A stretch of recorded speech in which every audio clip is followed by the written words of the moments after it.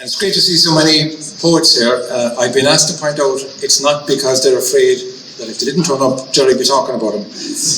They're here out of appreciation for the grand old man of Cork letters. Anyone who knows Gerry's poetry would agree that it was both an obvious thing, but also an inspirational thing for Southword Editions in the person of Patrick Cotter to produce this collection of love poems, because a lot of Gerry's poems are shot through with romance, but also desire, and it's a great thing to have so many of them collected in one edition. So to talk about the collection, would you please welcome Patrick Cotter.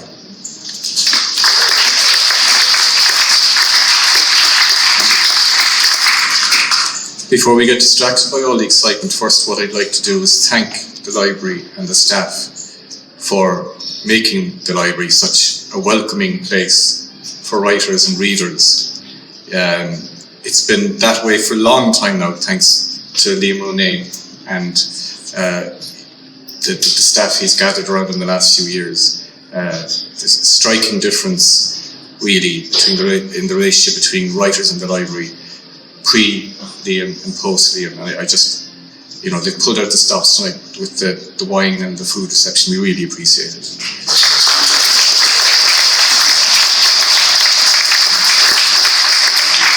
It's nearly 40 years now since, just across the street, in a theatre that no longer exists, Paul Durcan turned to an audience about this size and said, "Who's going to publish Gerry Murphy?" State of Irish publishing, late 70s, early 80s, was pretty dire.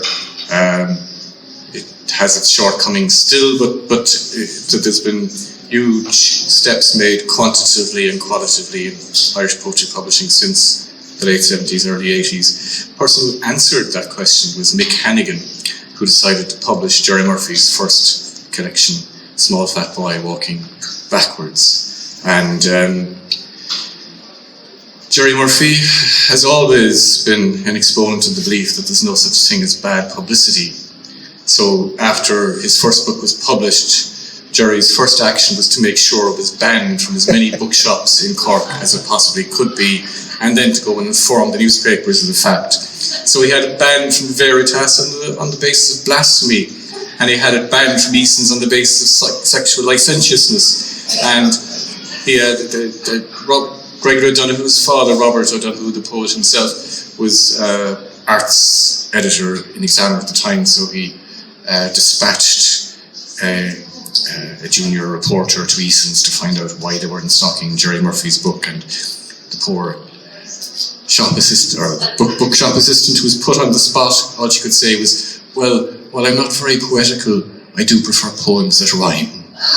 And I can only think of one Gerry Murphy poem that rhymes, and that's in the Irish language. I've experienced a lot of Gerry Murphy launches over the years, many of them memorable. The most memorable perhaps being the launch of the second edition of his first book, Small Fat Boy Walking Backwards. We launched it in Connolly Hall, and we thought, Gerry, such a popular best-selling poet, we'll hire one of the biggest rooms in Connolly Hall, and 8 people turned up because almost everybody else had the first edition already. So one person turned around and says, "There's so few of us here, we could have the poetry reading in the lift, or the elevator, as some other people call it." And I thought that sounds very dadass, very appropriate for Gerry Murphy. Let's have the poetry reading in the lift.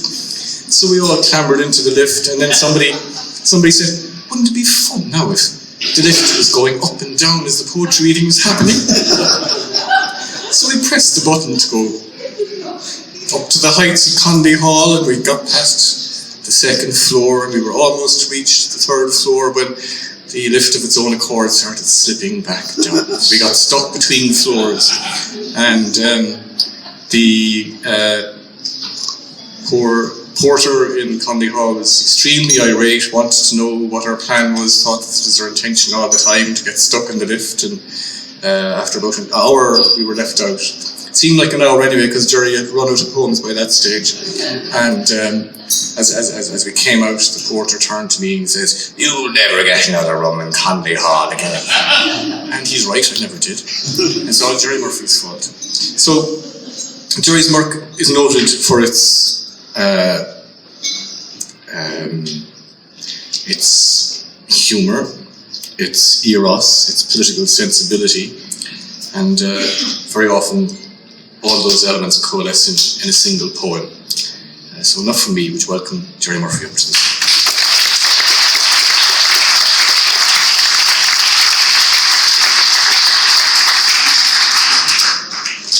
Thanks, Pat. And thanks, Neil. And thanks, Southword Editions again.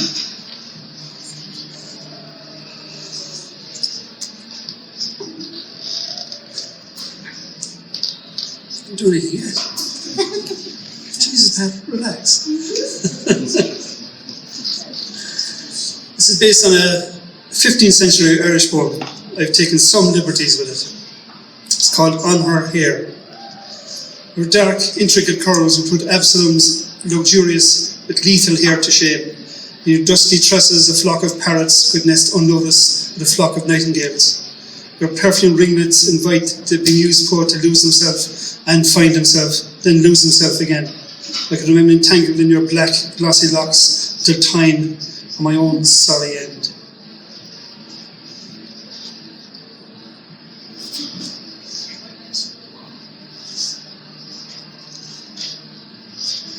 Are we supposed to clap? No, Jesus. Don't even I think. thought you were waiting. No, you clap at the end. It reminds me of, no, I won't even talk about it. If anybody here did our leaving in 2003,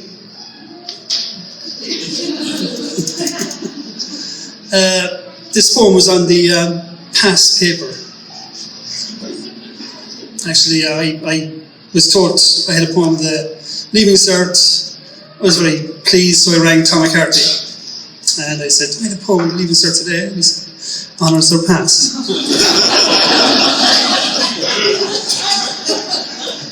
That's poetry, yeah.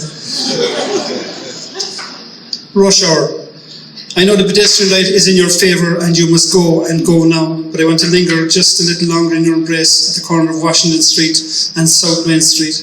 I want to kiss each individual hair of your head from root to tip while the lights change and change again and the sea grinds to a shuddering halt and the sky tilts over to reveal teeming constellations, utterly silent, unbearably distant.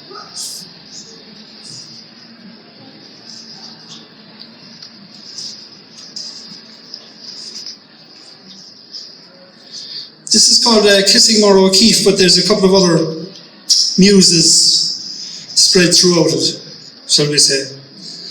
This is somebody completely different. It's called My Flirtation with International Socialism.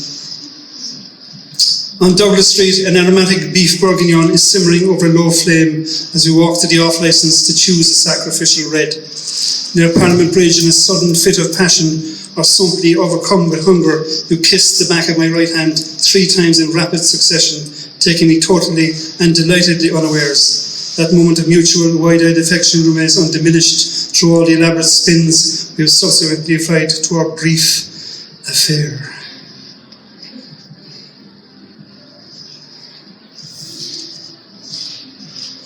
I was in Shanghai in 2008 with Conal Creedon, and one of our readings was in Fudan University.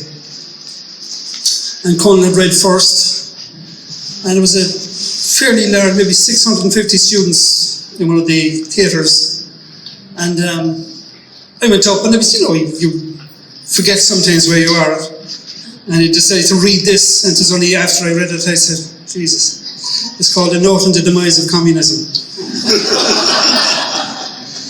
And I'm not joking, every head in the theatre turned to see the actual dean who was down in the front row, and he said, I give the communist salute to my capitalist ex-girlfriend as she takes the corner of clip in her black BMW, doles me out an imperious nod, and leaves me to choke back Marxist-Leninist rhetoric in a plume of carbon monoxide.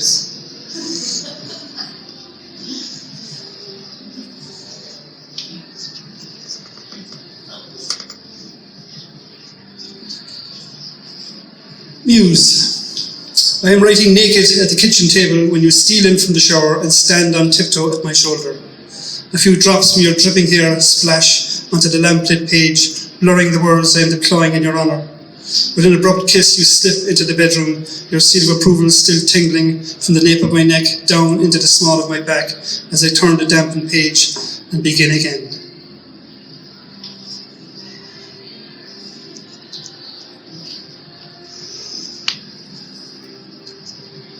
We'll go to the actual kissing Maura O'Keeffe. She was going to come tonight, but she couldn't get a babysitter. That's actually true.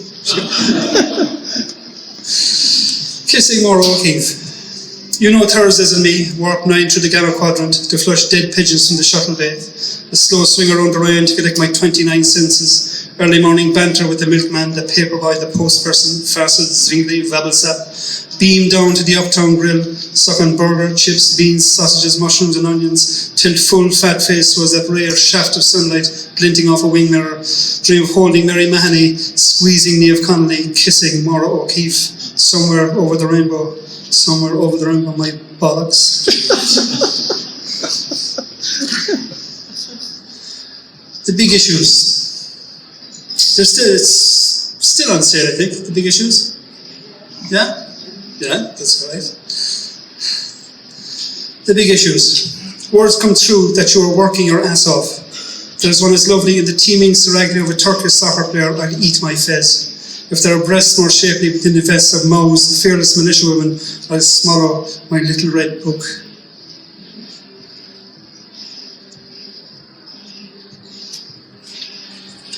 Long Valley Revisited. Middle age, right. It's called Grand Old Man of Earth. Yeah, nothing there.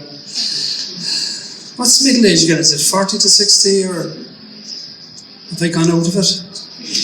Any movie called Middle Age now. Anyway, Long Valley Revisited. Middle age is whispering on Winthrop Street, a taxi, a cup of cocoa, and then to bed. A full moon over Marlborough Street is exhorting me to stay out, park up, think 19, get a life. Trees are already stretching into leaf along the South Mall. Planets are flying wildly past their pre-adorned perihelia. Bats are fucking frantically in the belfries. So I am curling up my toes. I'm sloughing off this aging skin. I am kissing Mary Mahoney.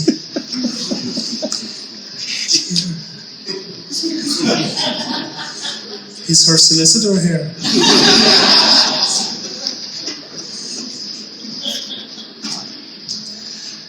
This is the second last poem. It's called Close Call.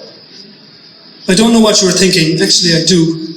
Pushing me into that doorway, kissing me into a breathless ferment, and then almost erasing me limb by shuddering limb with your frenzied frottage.